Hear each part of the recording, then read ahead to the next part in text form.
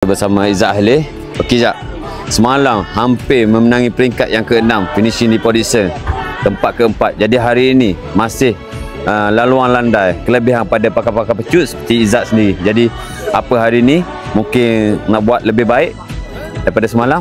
Pertama sekali nak ucap syukur Alhamdulillah ada berbaki 2 stage lagi besok. So pada hari ni saya rasa mungkin juga akan bunch juga kan. So macam mana situasi perlombaan tu, tengok keadaan tu macam mana, saya akan cuba last kilo tu nak tak nak saya akan cuba berada di dalam top 10 position untuk saya sprint. Tengok kalau ada rezeki pada stage hari ni, insyaAllah boleh podium.